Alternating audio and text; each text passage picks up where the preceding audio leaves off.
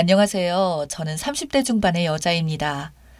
참 살다 살다 결혼하면 시댁 때문에 스트레스 받는다기에 걱정을 했는데 무엇을 상상하든 그 이상이라서 더 어이가 없네요. 저와 남편은 집안 소개로 만나게 되었어요.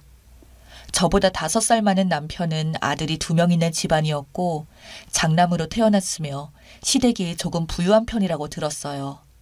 부모님 소개로 만났던지라 부담감이 없지는 않았는데 부유한 사람치고는 그렇게 기가 센 것 같지도 않고 남편이 장남이라고 해서 자기 마음대로만 하려고 하거나 그런 것도 없이 그냥 남편이 인간적으로 참 좋았습니다.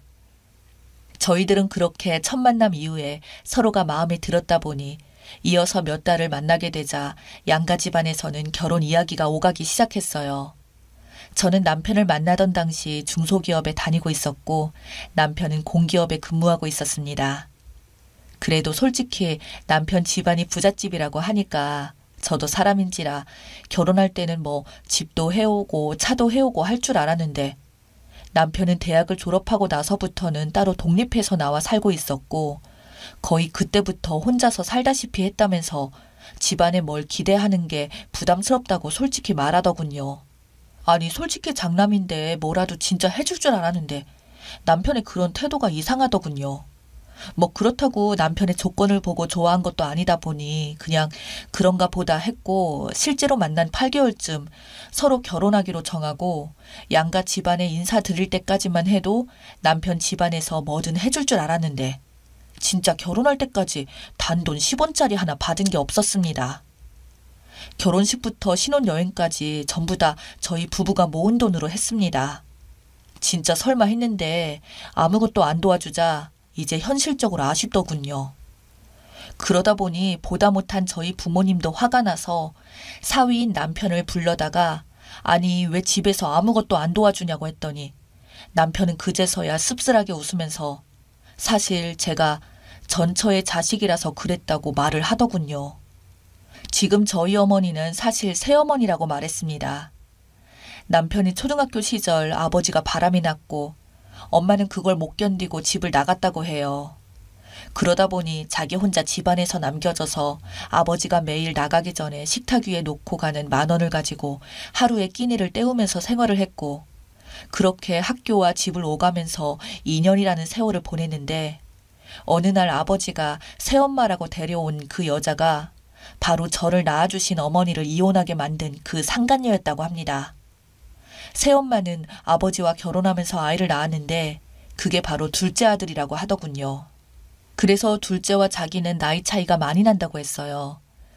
그리고 그 뒤에 알게 되었는데 이 새엄마라는 여자가 얼마나 독하냐면 그 전에 시아버지는 재혼 전에도 결혼을 이미 한 번 했었고 그 전 남편과의 사이에서 딸이 있었다고 합니다.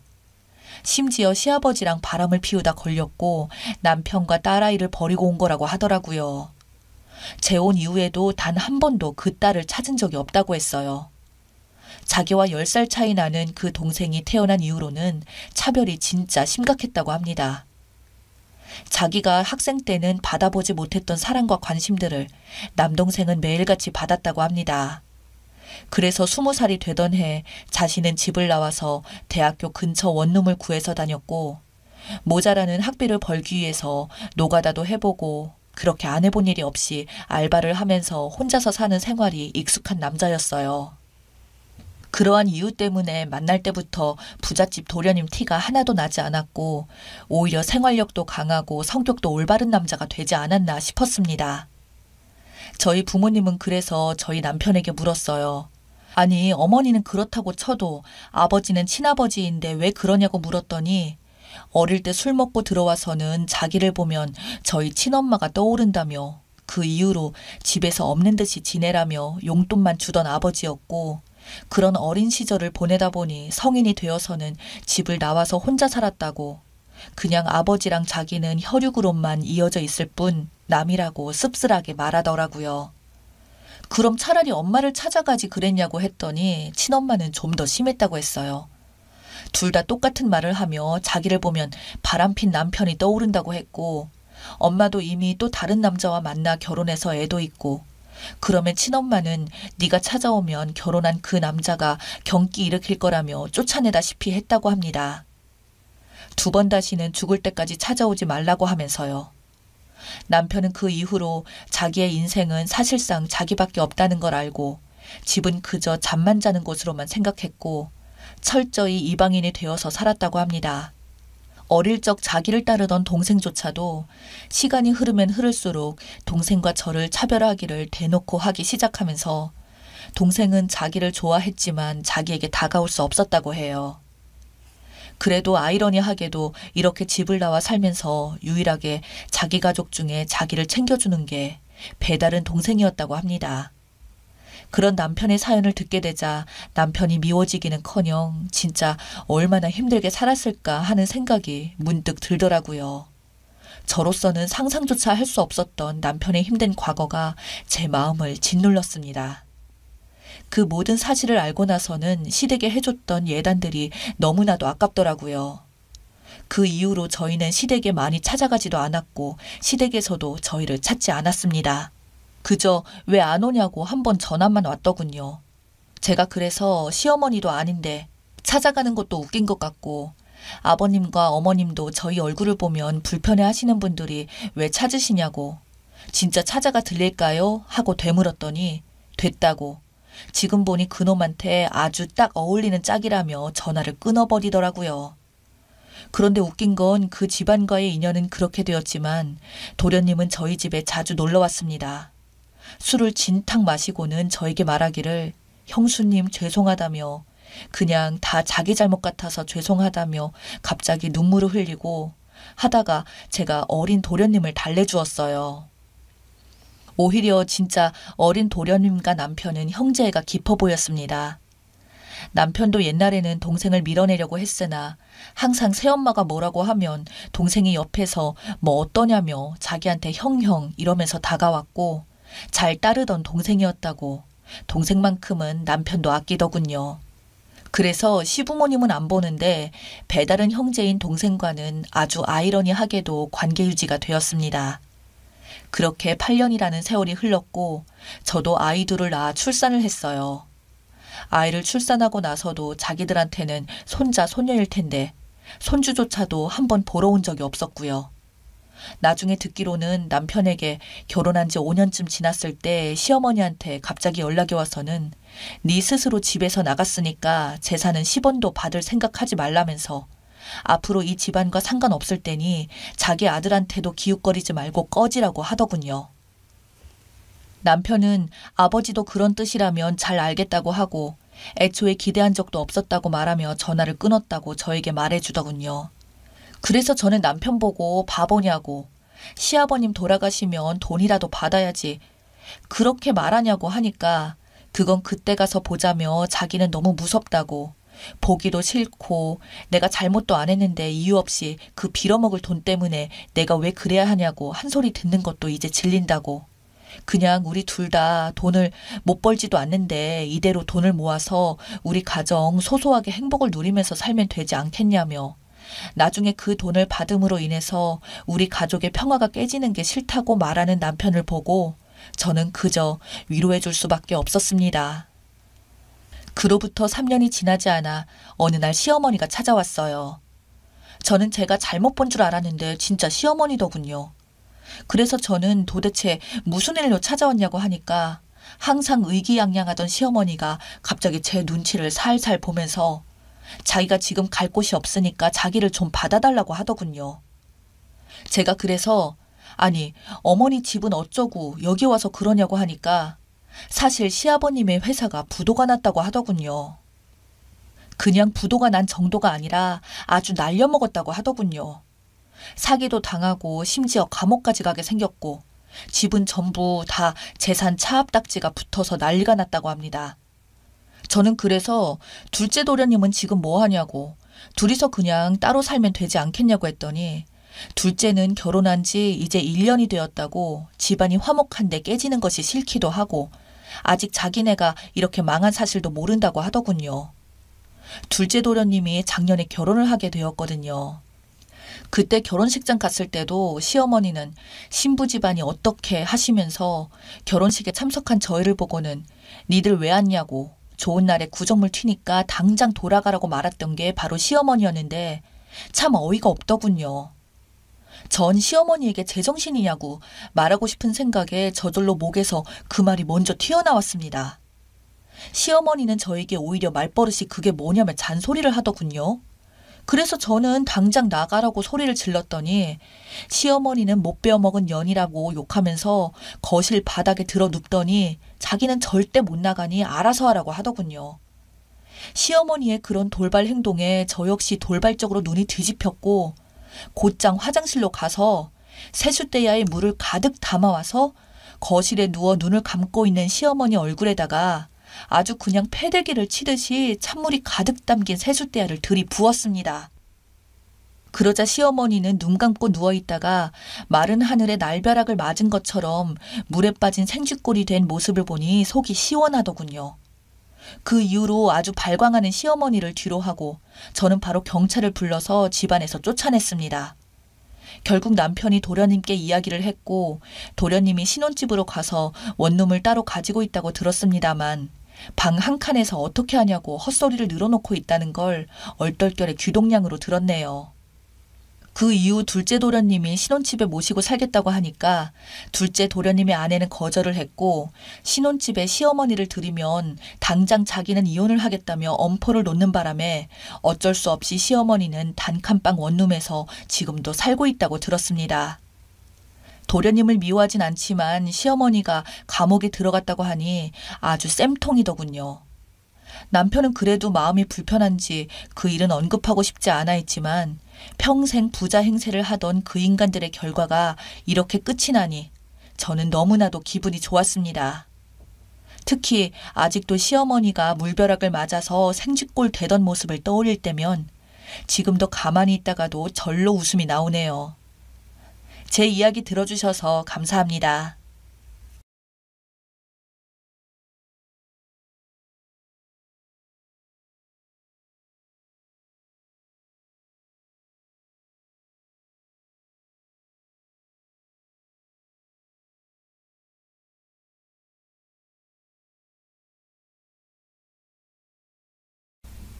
안녕하세요. 저는 57세 아줌마입니다. 정말 어처구니가 없는 일이 생겨서 이렇게 제보하게 되었습니다. 저는 현재 환갑인 남편이 있어요. 아들은 2명이 있는데 전부 장가 갔고요. 저와 남편은 한 동네에서 20년간을 살았습니다. 20년을 살다 보니 동네 사람들끼리 전부 친하고 잘 아는 사이입니다. 동네에 골프랑 헬스 그리고 찜질방까지 있는 종합 스포츠 센터가 있는데 거기가 만남의 장소였고요. 다들 은퇴할 나이이고 모아둔 돈이 있으니 그곳에서 운동도 하고 수다도 떨고 몸도 풀고 하면서 친하게 지냈죠. 그렇게 동네 사람들 중에 유난히 저희 부부와 친하게 지내는 부부가 있습니다. 저희가 사는 빌라가 평수가 넓고 세대수가 37개밖에 없어서 서로 사실 다 친하지만 그 부부와는 같은 층에 살았어서 유난히 더 친했어요. 특히나 성희 씨가 대학에서 육아와 관련된 전공 교수님이라서 그런지 참 사람이 사근사근하고 조용하니 저와 잘 맞았습니다. 오히려 저와는 반대인 성격을 가지고 있어서 더 친하게 지낼 수 있었던 것 같아요. 성희 씨 남편과 저희 남편과 취미가 같아서 둘이 잘 어울리고 저희처럼 친하게 지냈죠. 물론 스포츠 센터도 같이 다녔어요. 성희 씨를 알게 된 지 10년 정도 되었는데 한 1년 전부터 제 연락도 피하고 스포츠 센터도 안 나오더라고요. 뭐랄까 은근히 저를 피하는 느낌이었습니다. 엘리베이터에도 마주쳤을 때 제가 무슨 일 있냐고 물어봤었죠. 요즘 연락도 안 받고 운동하러도 왜 안 오냐고요. 그럴 때마다 성희 씨는 그냥 바쁜 일이 있어서 그렇다면서 구체적인 대답을 피하더라고요. 내가 무슨 잘못한 게 있나 했습니다. 그렇게 성희 씨가 저를 피하면서 저와 성희 씨는 점점 멀어졌고 부부끼리의 만남도 횟수가 적어졌어요. 그런데 참 이상한 게 같은 스포츠 센터에서 친하게 지내는 아줌마들이 저한테 와서 묻더라고요. 자기야, 요즘 남편이랑 사이는 어때? 자기한테 무슨 일 없지? 요즘 집안 분위기는 괜찮고? 무슨 일이 있으면 항상 우리한테 말해야 된다. 꽁꽁 숨기지 말고 힘든 일이 있으면 다 털어놓아야 해. 우리가 도움 줄 수 있으니까. 라고 말한다거나. 땡땡씨 그 소식 들었어? 성빈씨 남편이랑 골프 프로랑 따로 만난 거. 남자들이 이렇다니까. 우리 잘 생각해봐야 돼. 남자가 바람나는 거 가지고 너무 충격받으면 안 된다? 알겠지? 땡땡씨 마음이 어려서 내가 걱정돼. 물론 땡땡씨 남편이 바람핀다는 것은 아니고 그냥 하는 말인 거 알지? 라는 식으로 갑자기 잘 살고 있는 저를 무슨 일이 있는 사람 취급을 한다던가? 아니면 제 남편이 바람이라도 핀 것처럼 가정해서 저에게 말을 걸더라고요. 그때부터 느낌이 좀 이상했습니다. 뭐랄까, 저도 모르게 저에게 무슨 일이 생긴 것 같았기 때문이었죠. 분명히 나만 모르는 무슨 일이 생겼구나. 이 사실은 스포츠센터 아줌마들은 다 알고 있구나 생각했습니다. 그래서 운동을 하면서 은근슬쩍 아줌마들한테 제 속마음을 이야기했어요. 성희 씨가 나랑 그렇게 친하게 지내더니 요즘 도통 연락도 안 받고 소식이 뜸해요. 나한테 뭐 화가 났나 싶기도 한데 도통 왜 그러는지 모르겠네요. 라고 했어요. 그런데 이 아줌마들 제 이야기를 듣자마자 표정이 싹 굳어서 서로 눈빛 교환을 하더라고요. 그러고서는 버벅거리면서 성희 씨가 뭐 무슨 일이 있겠지. 신경 쓰지 마, 자기야. 그래. 신경 쓰지 마. 라고 하는데 누가 봐도 무슨 일이 있는 게 분명했죠. 그래서 정색하고 말했습니다. 대충 무슨 일인지 알 것 같으니까 나한테 솔직하게 말해요. 나 유해준다고 숨기면 나중에 나 더 상처받으니까 그냥 말해줘요. 계속 이렇게 내 눈치만 보는 거 나 불편하고 신경 쓰이니까. 라고 말하자 그럼 알겠다고 말해준다면서 조용한 커피숍으로 가자고 하더라고요. 그렇게 동네 아줌마 2명과 저 셋이서 스포츠센터를 나와 근처 커피숍으로 갔습니다. 의자에 앉으니 아줌마들이 뜸을 들이다 말을 꺼냈어요. 사실 성희 씨랑 자기 남편이랑 바람난 것 같아. 내가 진짜 말하려고 했는데 우리 남편이 관리하는 공장 뒤에 모텔이 엄청 많거든. 그런데 거기서 자기 남편 차를 5번이나 봤대. 5번 전부 성희 씨랑 같이 있었고 총 5년 동안 5번을 본 거야. 최소 5년 동안 만난 것 같아. 그리고 내가 이거 왕언니한테 말했더니 왕언니도 왕언니 딸이 10년 전에 성희 씨랑 자기 남편이 성희 씨 집에서 같이 나오는 걸 봤대. 그때는 왕언니도 본인이 직접 본 것도 아니라고 해서 괜히 자기가 이 뻥끝에서 잘 살고 있는 가정 파탄낼까 싶어서 모른 척 한 거였고 라고 하더라고요. 그 이야기를 들은 저는 순간 머리 뒤로 피가 확 쏠리는 게 느껴지면서 귀에서 삐 소리가 날 정도로 충격을 받았습니다.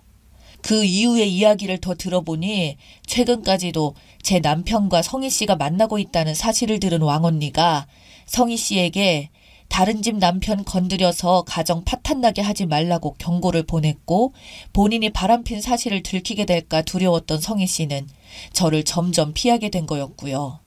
얌전한 고양이 부뚜막에 먼저 올라간다더니 그렇게 조용하고 사근사근한 척하는 여자가 뒤에서는 자기 남편과 쥐도 새도 모르게 바람피고 있었던 거죠. 너무 화가 나고 두 인간들을 찾아가 확 털어버리고 싶었지만 정말 가까스로 감정을 추스르고 조용히 차근차근 이혼 준비와 복수를 준비했습니다. 남편 핸드폰은 잠겨 있었고 모든 남편의 관련 서류들에는 잠금이 걸려 있어서 증거 수집하기가 쉽지가 않았어요. 차 블랙박스도 웬만한 기록들은 다 초기화되어 있고 그렇게 불륜의 증거를 잡지 못하나 싶었습니다. 남편이 잘 때 남편 핸드폰을 가져와서 남편이 쓸만한 비밀번호를 다 눌러봤는데 풀리지 않았죠. 망했다 싶었습니다. 그런데 남편의 노트북이 생각났습니다. 남편 노트북 기종이 저와 같은 것인데 비밀번호 잠금이 걸려 있어도 전원 버튼에 지문 인식이 가능해서 전원을 누를 때 손가락을 길게 대고 있으면 바로 잠금이 해지가 되거든요. 그렇게 남편의 노트북을 소리나지 않게 꺼내서 자고 있는 남편의 검지손가락을 댔습니다. 세상에, 잠금 화면이 풀리고 바로 바탕화면에 들어가진 겁니다. 정말 천만다행으로 네이버도 자동 로그인 기능이 되어 있는 상태였고요. 메일이나 클라우드를 뒤지면 뭔가 나오지 않을까 해서 봤는데 아무것도 없더라고요. 그렇게 절망적인 순간에 혹시나 하고 네이버 채팅인 밴드에 들어가 봤습니다. 밴드가 켜져 있었습니다. 그 여자와 불륜의 증거가 그곳에 전부 있었던 것이었습니다. 그렇게 조신해 보이던 성희 씨는 뒤에서는 아주 온갖 잡스러운 말들을 제 남편과 나누었더라고요. 대화 내용을 전부 캡처하고 서로 주고받았던 사진들도 싹 다 저장하고 저는 이혼 변호사를 찾아가 남편과의 이혼 준비를 했습니다. 그렇게 준비한 소장을 들고 남편에게 이혼 선언을 했습니다. 아무 말 없이 조용히 이혼을 준비한 저에게 남편은 황당하다는 표정을 지었고 저는 그런 남편에게 막말을 퍼부어 주었죠. 준비도 철저히 하고 새어나갈 틈을 안 주었으니 남편은 변명도 못하고 그냥 입만 벌리고 있더군요. 야, 넌 내가 모를 줄 알았니? 너 성희 씨, 아니 그년이랑 10년을 만났더라? 양심은 있냐? 네가 그러고도 사람이야? 이 동네 사람들 니네 바람핀 거 싹 다 알아. 20년을 산 동네에서 내가 너 때문에 얼굴을 못 들어 창피해서 살 수가 있어야지. 내가 이혼 소송으로 끝날 것 같지? 지구 끝까지 따라가서 내가 받은 충격만큼 너 힘들게 해줄 거야. 아니, 바람을 펴도 같은 동네 사람? 그것도 옆집 여자랑 10년을 나 몰래 만나? 아휴, 기가 차서. 나 네 소식 듣고 쓰러질 뻔했어. 너는 그냥 빈털터리로 남은 여생 보내. 그 여자랑 보내던가. 알겠냐? 아참, 너 이제 그 여자 지 남편한테 눈탱이 밤탱이 되도록 맡겠다. 라고 하면서 소장을 얼굴에 확 뿌렸네요. 그리고 성희 씨, 아니 그년 집에 찾아가 초인종을 눌렀습니다. 그 여자는 안 나오고 그 여자 남편만 나오더라고요. 그 남자한테 딱 말했습니다. 당신 아내랑 내 남편이랑 최소 10년 동안 사적으로 만났습니다. 나도 황당하고 기가 차서 한동안 말문이 안 나오더라고요. 당신이 내 남편 눈탱이 밤탱이 만들던가 말던가 그건 알아서 하시고 저는 소장이나 당신 아내한테 전해주러 온 거니까 전해주세요. 라고 했죠. 그렇게 이혼 선언을 했는데도 도저히 분이 안 풀리더라고요. 아니 어떻게 10년을, 최소 10년을 도대체 언제부터 나를 속인 거고 나 빼고 동네 사람들 다 알았다는 건데 그동안 사람들이 나를 그동안 어떻게 바라봤고 어떻게 생각했을까 하는 생각에 잠이 안 오더라고요. 그래서 복수를 시작했습니다. 상간녀가 강의를 한다는 그 학교에 찾아가 상간녀에게 고소한 고소장을 보여주고 당장 해임시키라고 깽판을 쳤어요. 극과 학과장까지 찾아가서 당장 징계위원회를 열지 않으면 가만 안 있겠다고 아는 기자 동원해서 이 학교에 어떤 교수가 강의를 하고 있는지 실체를 밝힌다고 했습니다. 그러자 징계위원회를 열 테니 진정하라면서 저를 달래더라고요. 그런데 징계위원회에서 결정한 것은 해임도 아니고 정직 3개월이더라고요. 불륜 교수가 학생들 앞에서 강의하는 게 말이 됩니까? 소문을 내야겠다 싶어서 그 학교 학생들의 자주 이용하는 커뮤니티를 이용해서 상간녀의 실체에 대해서 모두 올렸습니다. 학생들 사이에서 이슈가 되자 확실히 압박이 컸나 봅니다. 학생들까지 나섰으니 말이죠. 결국 그 여자는 해임됐고요. 제 남편의 회사에도 소장과 함께 남편의 행실이 담긴 내용을 팩스로 보냈어요. 그리고 더 기쁜 것은 그 상간녀의 남편이 제 남편을 작정하고 팼다고 합니다. 상간녀의 남편도 얼마나 화가 났겠어요. 사실 그게 제일 꽃이더라고요. 제 손 안 대고 복수한 거니 제 입장에서는 참 좋았네요. 그렇게 복수했습니다. 물론 그 후 이혼 소송도 마무리되었죠. 위자료, 재산 분할, 정신적, 육체적 피해에 대한 위자료까지 다 받아냈고요. 지금은 그 후로 20년간 살던 동네를 떠나서 여동생이 있는 동네에 집을 하나 마련해서 살고 있습니다. 사실 지금도 생각하면 화가 나고 울분이 올라오는데 이젠 시간에 맡기려고 합니다. 이제부터라도 제 인생을 살아야겠어요. 이혼을 하면서 정말 많은 상처를 받았지만 잘 이겨내 보려고 합니다. 제 이야기를 들어주신 여러분, 제게 응원해 주세요. 감사합니다.